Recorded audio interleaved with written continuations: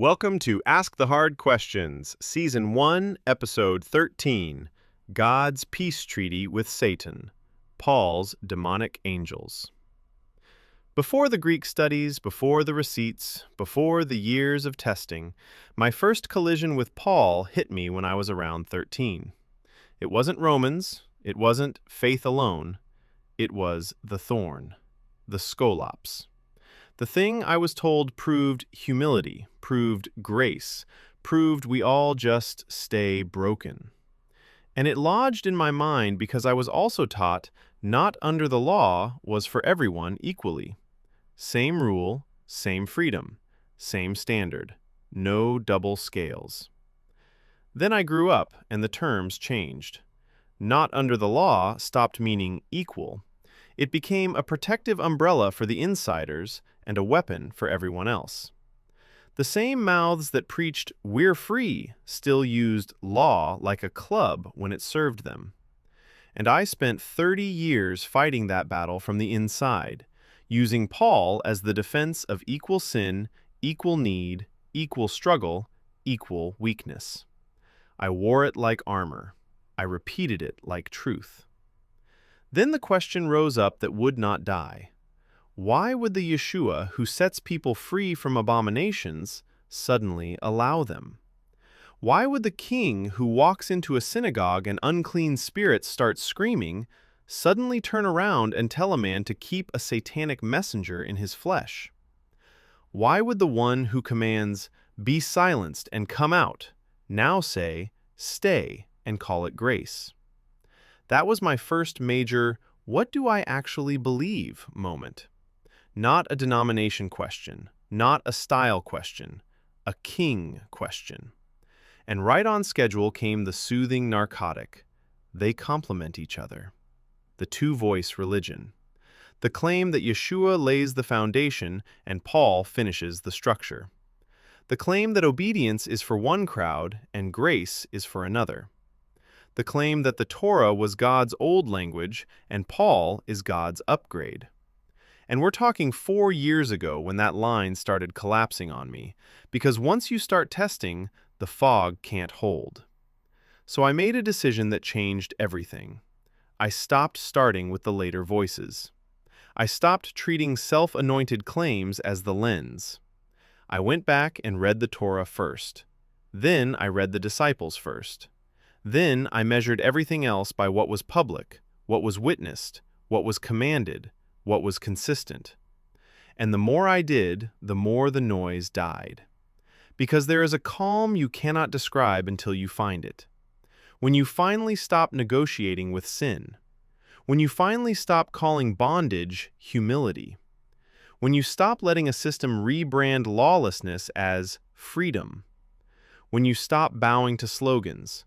When you start walking as perfectly as possible within the law of God, following in the Son's footsteps, because he proved it can be done, if you don't love sin more. That's why my Facebook has 2 solid years of this process, every contradiction dragged into the light, every excuse tested, every claim driven to its logical end. And once you see it, you can't go back. You can't go back to the noise after you finally found peace.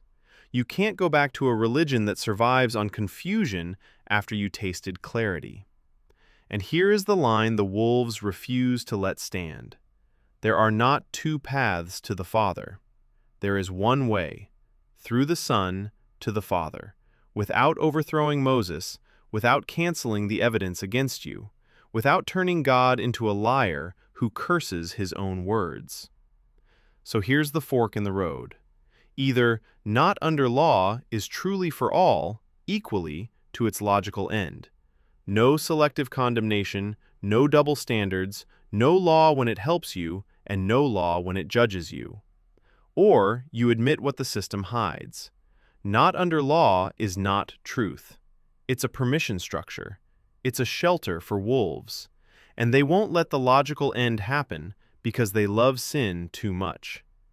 So tonight we go back to the thorn, the skolops, the angelos satana, the moment the story stops being a devotional and becomes a verdict. We will test the light. We will measure the voices. We will ask why the king evicts demons, while a later gospel teaches you to live with them.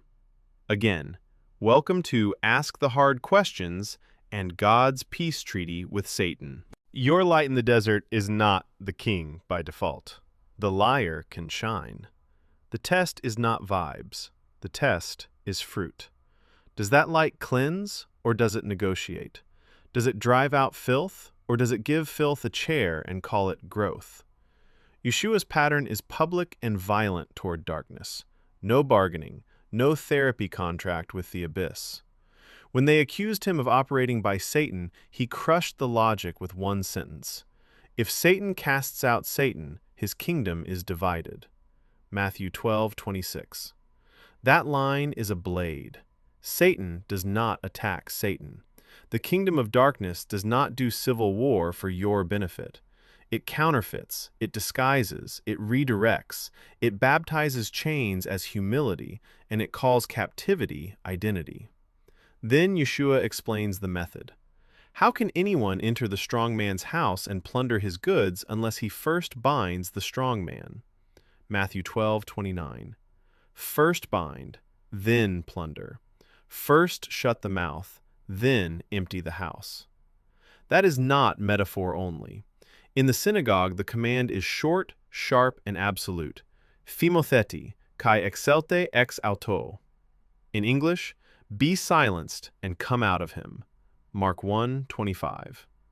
He addresses an akatharton pneuma, an unclean spirit. He does not rename it. He does not reframe it. He silences it and expels it. Don't take your eyes off the shoreline. The unclean spirits beg, they bargain, they try to control terms. Yeshua does not entertain negotiations. He commands, and the demons move. The man ends up clothed and in his right mind. Mark 5:1-15. That is the kingdom. When the king arrives, darkness evacuates. And after healing, Yeshua does not canonize the wound. He commands a clean life. See, you have become whole. Sin no more, so that nothing worse may happen to you. John 5:14. That is the kingdom voice. Cleanse, then command. Deliver, then demand holiness. Yeshua even warns what happens when a spirit leaves and the house stays empty. It returns with 7 worse, and the last state becomes worse than the first. Matthew 12:43-45. The cure is not coexistence. The cure is a filled house, obedience, truth, and fear of God filling the house. Now put Paul's testimony on the table and stop whispering around it. Paul says he was given a skolops tesarchi, a stake or splinter in the flesh. He does not call it a neutral hardship. He names the source. Angelos satana. 2 Corinthians 12:7. Define it plainly. Angelos means messenger, envoy, angel. Satana is Satan, the adversary. Angelos satana is a satanic messenger, not a holy tutor, not a sanctifying mentor, a messenger belonging to the enemy. Paul says this angelos satana keeps striking him. He begs 3 times for removal, and the voice he calls the Lord does not evict it. The reply, Paul reports, is permission dressed as spirituality. Arche soi he charis mu, he gardinamis en asthenea teletai. 2 Corinthians 12:9. Charis is favor, gift. Dynamis is power. Asthenea is weakness, feebleness. Teletai means brought to completion, brought to full measure. So Paul's reported voice makes weakness the showcase, not cleansing. It makes a satanic messenger the centerpiece of spirituality, not an enemy to be expelled. Stop and stare at the collision. Yeshua says, "Come out." Paul's reported voice says, "Stay." Yeshua binds the strong man.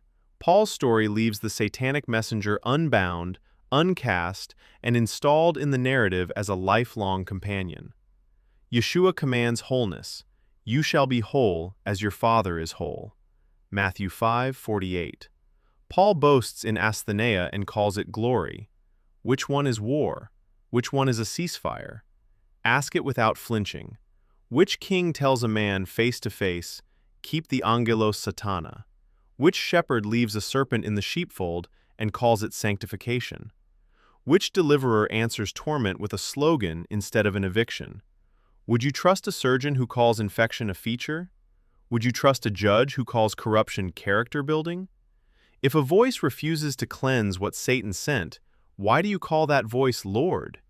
If the king's name is on the door, why is the enemy still lounging in the living room, still striking, still tolerated, still excused? And Paul hands you the diagnostic warning you refuse to apply to him. Satan disguises himself as an angelos photos, an angel of light. 2 Corinthians 11:14. Fine. Then test the light by the king's policy. Yeshua's policy is eviction. Paul's light produces a permanent roommate and a theology of boasting in bondage. That is not deliverance. That is domestication. A treaty with darkness is surrender. Test the pattern. Eviction, cleansing, obedience. Stop calling a chain grace. Stop calling torment humility. Stop turning a satanic messenger into a personality trait. The king does not train sons with demons as tutors. He crushes serpents. He commands holiness. Anything else is a counterfeit gospel with a spotlight and a smile. Count the witnesses. The disciples did not crown themselves. The rule was set in daylight, before the whole assembly, before the city, before history. A true witness was not a man with a private story. A true witness was a man who walked with Yeshua from the immersion of John until the day he was taken up, to become a witness of the resurrection with the others. Acts 1:21-22. Public, measurable. The word is martis, witness. So the replacement for Judas is handled in the open. Matthias is appointed by the stated criterion, not by a later vision. And that matters because the Sunday system wants a loophole. It wants a vacancy that never closes, so a later voice can climb in and claim equal weight with the men who heard Yeshua with their own ears, saw his works with their own eyes, and ate with him after he rose. John 20:26-29, John 21:12-14. Now look at the Damascus press release. Luke repeats it 3 times and the details fray. Which one is the foundation? A gospel built on shifting retellings is not the gospel the Master preached in the open. And do not hand-wave the Greek. The verb akouo can mean hear a sound, and it can mean hear with understanding. Luke's retellings swing the details like a gate in the wind. One telling says they heard, another says they did not. That is the difference between corroboration and collapse. Then the self-authentication theater. Over and over he insists he is not lying, ou pseudomai. He calls God as witness. He stacks declarations like a man trying to force belief by volume. Romans 9:1, Galatians 1:20, 2 Corinthians 11:31, Romans 1:9, 1 Thessalonians 2:5, 1 Timothy 2:7. But the king forbids oath performance. Let your word be yes, yes, or no, no.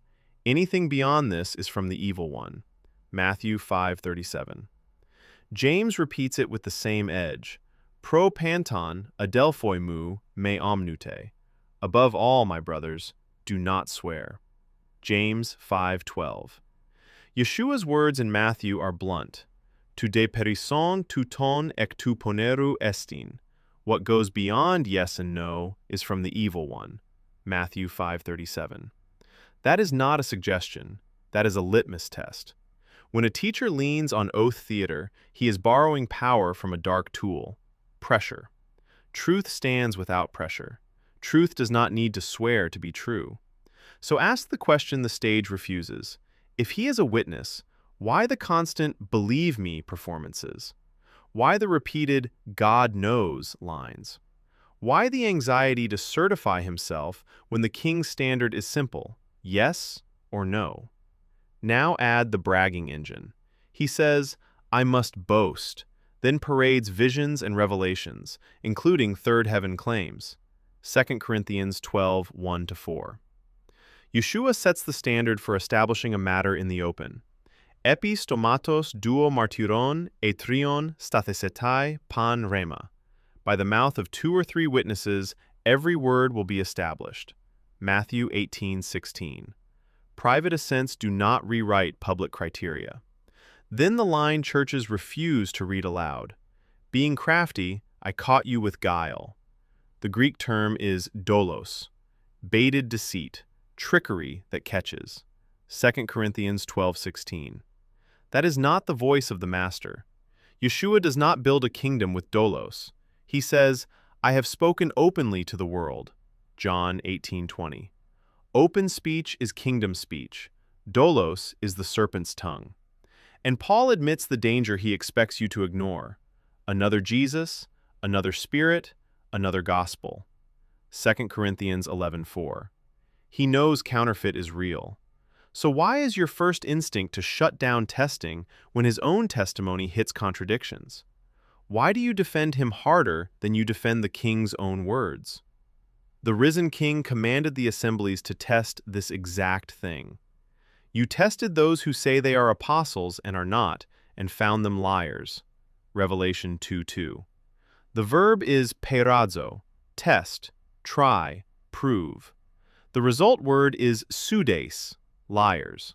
That is not a hobby. That is obedience to the enthroned Messiah. And then Paul says the quiet part out loud. He calls it my gospel. The phrase is euangelion mu. Romans 2:16, Romans 16:25. The king never handed his disciples a private brand. Yeshua did not say, go into all the world and preach Paul's gospel. He said, teach them to keep all that I commanded you.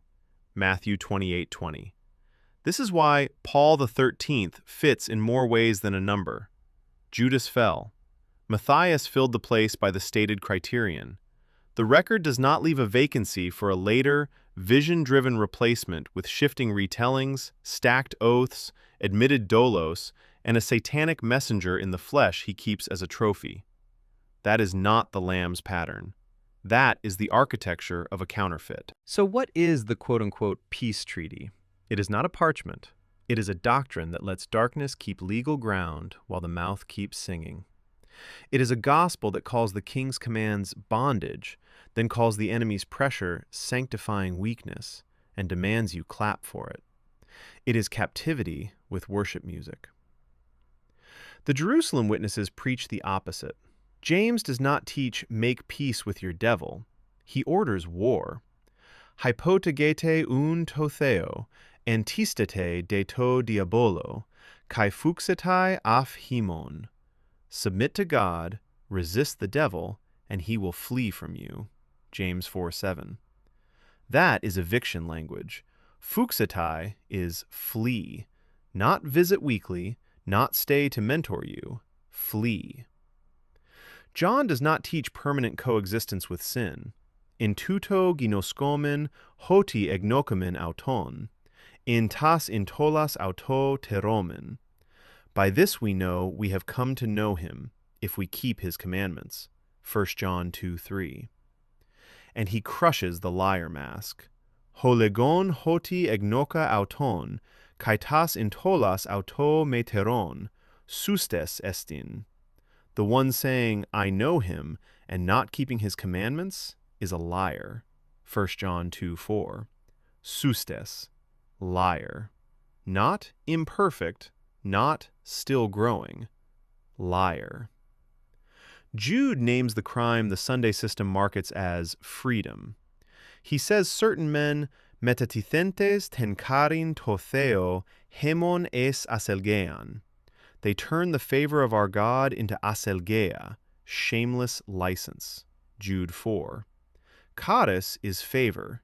Aselgeia is unrestrained, brazen permission to do what God forbids. Jude says the end of that move is denial. They deny our only Master and Lord, Yeshua Messiah. Denial is not a mouth saying, Lord. Denial is a life that refuses his rule.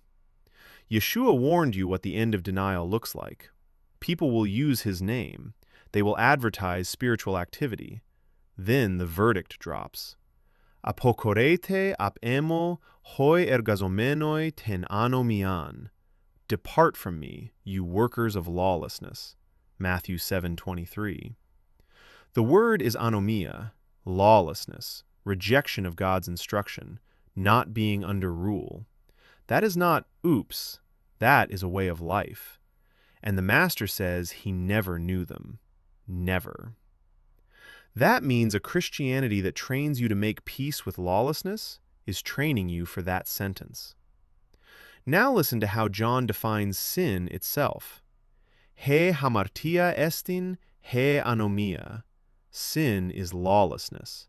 1 John 3:4. So when the platform says, stop talking about commandments, what are they really protecting? When they call obedience legalism, what are they really selling? When they turn kadis into aselgeia, they are not preaching grace. They are preaching permission. And the risen King defines the holy ones the same way he always has: endurance, obedience, and testimony. Hode he hippomone ton hagion estin, hoi terontes tasentolas totheo kai ten pistin Jesu. Here is the endurance of the holy ones, those keeping the commandments of God and the faithfulness of Jesus. Revelation 14:12. Not goosebumps, not slogans, not stage smoke. Commandments kept, faithfulness embodied. Now bring it back to the thorn claim. If James says resist and the devil flees, why does Paul's testimony normalize a resident angelos satana that stays and strikes? If John says the commandments are the test, why does the modern church treat commandments as the enemy? If Jude says kadis can be weaponized into aselgeia, why do you trust every grace slogan that excuses sin? If Yeshua says lawlessness leads to depart from me, why are you trained to laugh at the word anomia? Hear the king's own policy again. Demons do not get a lease. Unclean spirits do not get a seat at the table. The king speaks, and they move. And the king ties love to obedience. An agapate me, tas intolas, tas emas teresete. If you love me, you will keep my commandments. John 14:15. Not, if you love me, you will boast in weakness while a satanic messenger tutors you. This is why Babylon's spell must break. The spell is simple. Rename bondage as blessing. Rename sin as human. Rename deliverance as legalism. Rename obedience as trying to earn. Then keep the serpent in the house and call the hiss a lesson.